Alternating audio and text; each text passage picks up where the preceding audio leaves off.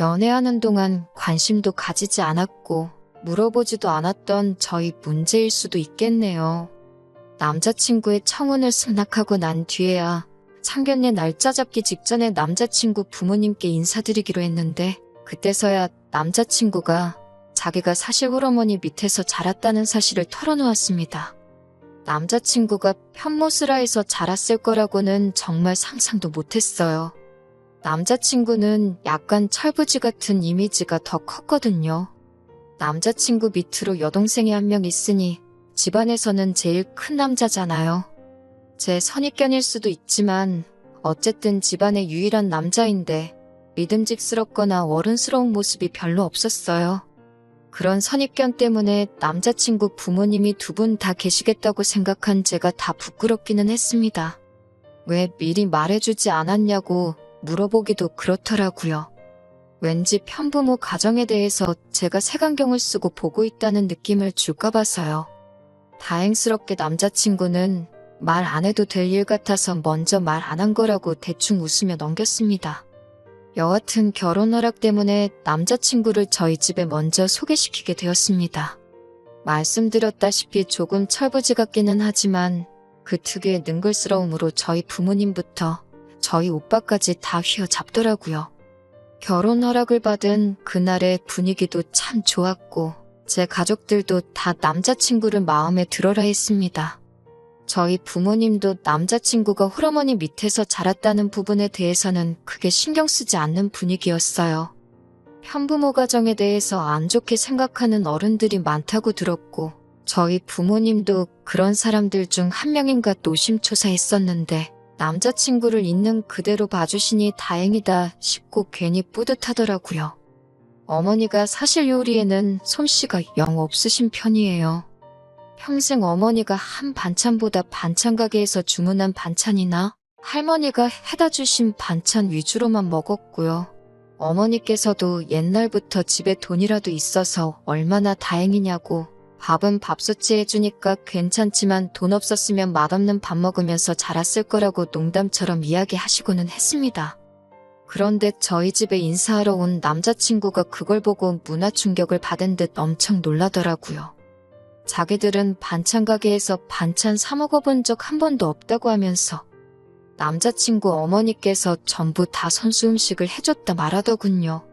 어머니가 남자친구하고 남자친구 여동생 공부시키고 먹여 살리면서도 꼭 반찬은 조미료 같은 건 넣지 않고 손수 차려주셨다고 하더라고요. 홀어머니 몸으로 돈 벌어서 자식들 키우는 것도 힘들 텐데 퇴근하고 와서 밥이며 반찬이며 다 해주셨다니 속으로 엄청 대단하신 분이구나 싶었습니다. 아무튼 저희 어머니는 요리를 전혀 못하시기 때문에 그날 남자친구 소개시키면서 식사는 주변에 있는 데서 배달음식만 잔뜩 시켜서 상을 차려냈어요. 저희 어머니도 남자친구한테 솔직하게 당신이 손재주가 없어서 배달로 시켰는데 문제 없겠냐고 물어보셨고 남자친구도 능글맞게 잘 받아쳐주면서 그날 분위기는 둘도 없을 정도로 좋았습니다.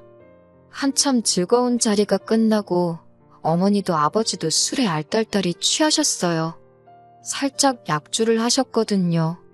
정리할 때가 돼서 부모님께는 저희가 정리할 테니 들어가 쉬시라고 하고 저희 오빠와 남자친구, 저 이렇게 셋이서 뒷정리를 하게 되었습니다. 뒷정리하면서도 남자친구는 저희 오빠한테 벌써부터 매형 부르면서 특유의 친화력을 보여줬고 저희 오빠도 남자친구를 마음에 들어라 했지요. 처음 소개시킨 이후로는 둘이서도 몇 번 만나서 술도 같이 마시고 그랬던 것 같아요. 솔직히 어렵고 부담스러울 수도 있는데 제 가족들한테도 허물없이 잘 대해주는 모습이 참 좋았습니다.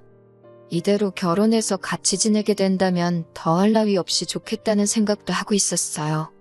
그 후에 제가 남자친구 어머니에게 인사를 드리러 갔습니다. 남자친구의 여동생은 지방에 있는 대학교에서 학교를 다니고 있어서 따로 만나보지는 못했네요. 남자친구의 어머니 또한 제가 생각한 대로 좋은 분이신 것 같더라고요. 남자친구 아버지 돌아가시고부터는 여자 혼자 몸으로 가족들 먹여 살리고 자식들 뒷바라지에 대학 공부까지 다 시켰으니 정말 대단하신 분처럼 느껴졌어요. 그런데도 독해 보이지도 않았고 여유롭고 너그러워 보이는 인상이 참 감명 깊었습니다. 아무튼 양가의 소개도 별 문제 없이 마쳤고 곧 이어서 상견례 날짜가 잡혔습니다. 상견례 또한 별 문제 없이 지나갔어요. 남자친구의 여동생은 학교 문제로 인해 상견례 자리에도 불참하게 되었습니다. 저희 부모님의 저희 오빠까지 해서 저희 쪽에서는 4사람이 나왔는데 남자친구 쪽에는 달랑 남자친구 어머님하고 남자친구 둘뿐이었으니 남자친구가 상견례 날에 그랬던 부분이 서운했나 봐요. 하지만 그건 제가 어쩔 수 없는 부분이었으니 뭐라 딱히 해줄 말은 아니었습니다.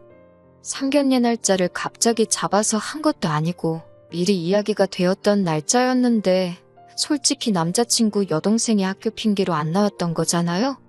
차라리 동생이 안 나오기로 했다. 저한테 미리 말이라도 한마디 해주고 우리 가족 4명 있는데 자기들은 2명뿐이라 조금 그렇다는 말이라도 미리 해줬다면 제가 오빠한테 상견례 날에는 빼고 봐야겠다고 미리 양해를 구했을 겁니다.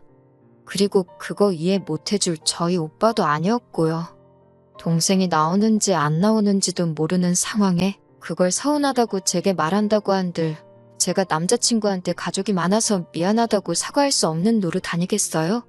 그래서 딱히 그 부분에 대해서 내가 생각이 짧았다는 말도 하지 않았고 그랬구나 하고 넘기고 있었습니다.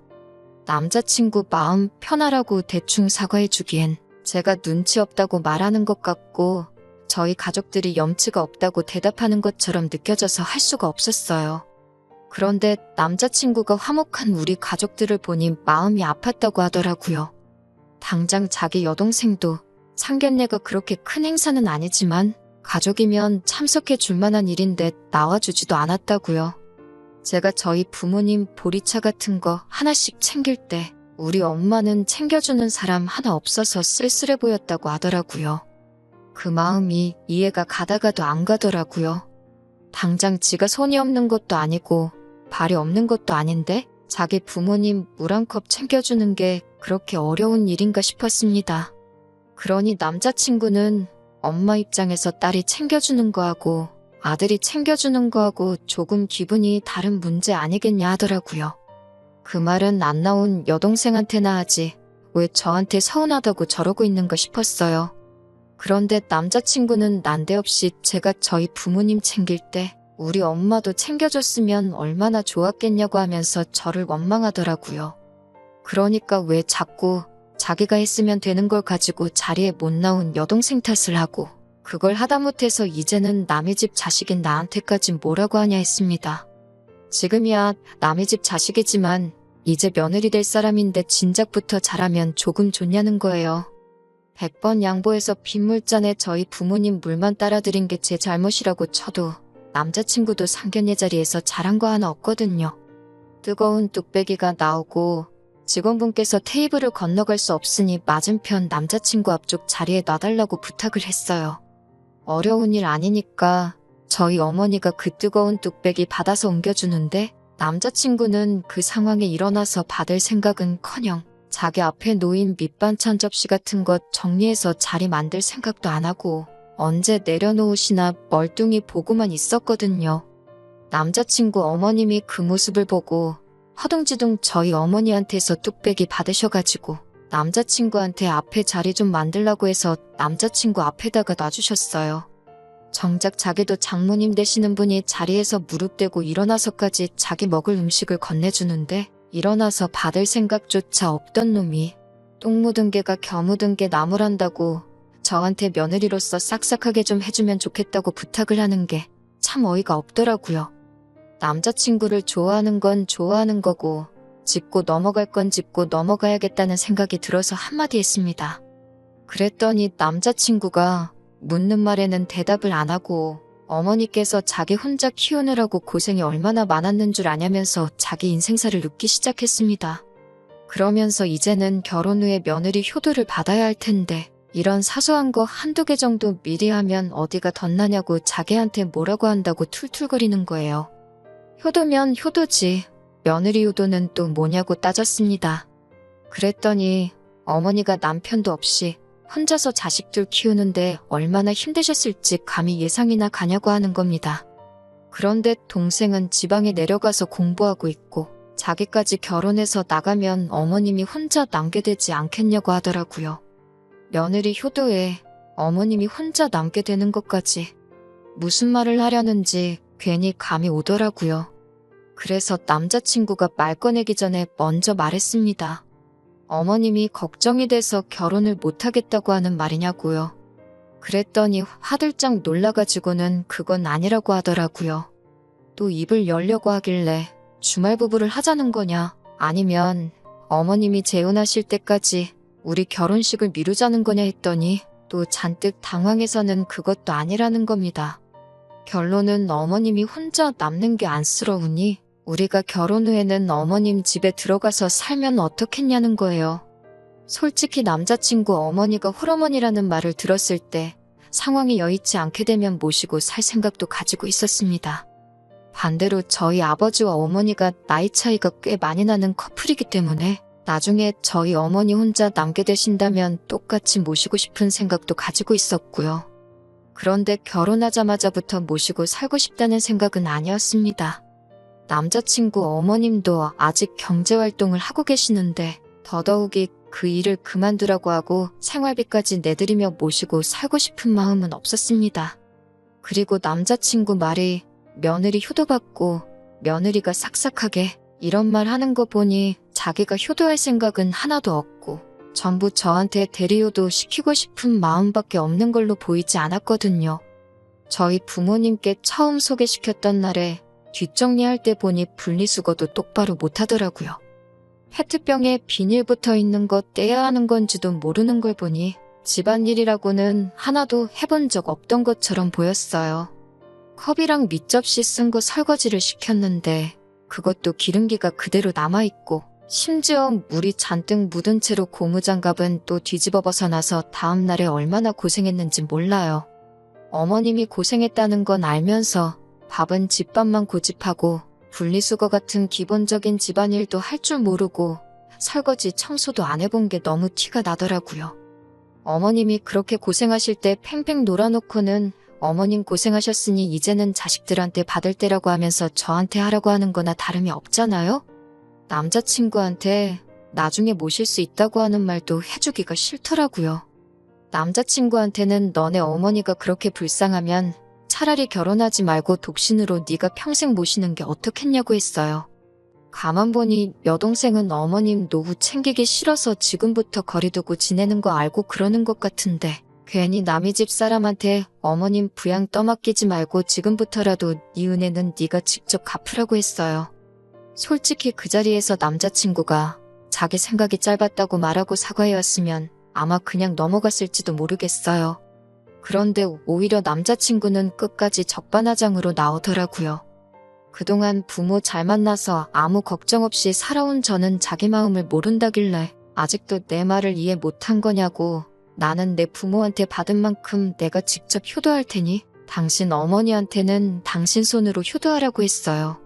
키워준 은혜는 키워주신 분한테 갚자고요. 결국 끝까지 어떻게든 제가 어머님 모시고 살면서 대신 효도를 해줘야 한다는 입장을 고집하길래 더는 안 되겠다 싶어서 그냥 헤어지자고 했어요.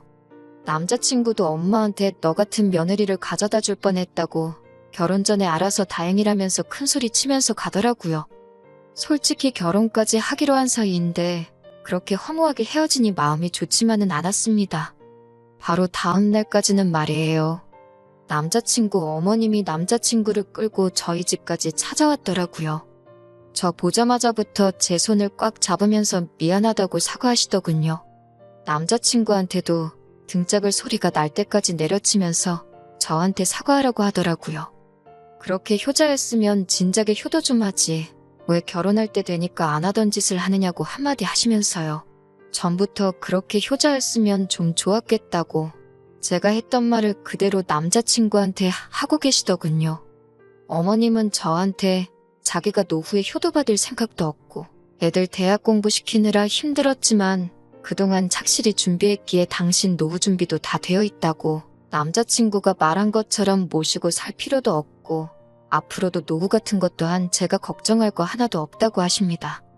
아들놈이 왜 갑자기 저러는지는 모르겠는데 당신이 단단히 일러두었으니 걱정하지 말고 전날 일은 없던 일로 하면 참 좋겠다고 하시더라고요. 뒤에서 멀뚱멀뚱히 있던 남자친구 귀를 부여잡고 끌고 오셔서는 저한테 사과하라고 계속해서 시키더라고요.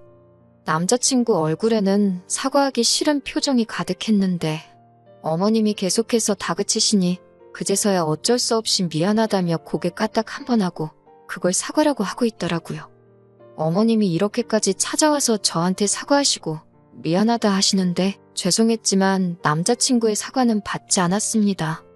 오래 사귀었고 결혼하기로 했던 것과는 별개의 이야기인 것 같았어요. 어머님이 직접 찾아오신 거 봐서 사과 받아주는 게 맞는 것 같기도 하지만 제가 어머님의 아들하고 결혼하는 거지 어머님하고 결혼하는 게 아니잖아요? 상황이 어떻게 될지도 모르고 어머님이 괜찮다고 하더라도 남자친구는 또 그게 대리효도가 되었든 어떠한 방식으로든 제가 저희 부모님한테 하는 걸 가지고 질투를 하거나 불공평하다고 말할 것이 뻔했으니까요. 설령 그럴 확률이 적다고 하더라도 이미 남자친구 자체가 집안일도 하나 할 줄 모르고 쓸데없는 고집 부리고 우기기만 할 줄 아는 감당도 못할 단점을 가지고 있는 사람이란 걸 알게 되었으니까요. 어머님께는 좀 더 생각해볼 문제라고 나중에 대답 드린다고 하고 죄송하다는 말만 했습니다. 어머님이 남자친구 대신 사과하고 있는데도 남자친구는 거기서 잘못했다 뉘우치는 거 하나 없이 하늘만 쳐다보고 있더라고요. 뭐가 잘났다고 저러는 꼴을 보니 더욱 더 다시 받아줘서는 안 된다는 생각이 들었어요. 그렇게 결국 헤어지고 말았습니다. 어머님께는 따로 전화를 드려서 죄송하다고 몇 번을 사과드렸어요. 어머님은 자기가 자식 교육을 잘못 시킨 탓인데 제가 사과할 문제가 아니라고 하면서 다시 저한테 미안하다 한마디 해주시고 그래도 며느리까지 될 뻔했던 사이였는데 앞으로도 좋은 일만 가득하라는 좋은 말씀 해주시더군요. 남자친구와 만약 그때 화해를 하고 결혼을 했다면 시어머니만큼은 좋은 분이셨을 것이다. 그런 생각이 들 때가 있습니다만 제 결정을 후회하지는 않습니다. 말한 대로 제가 덜 자란 남자친구하고 결혼하는 거지 성품 좋은 시어머니와 결혼하는 게 아니니까요.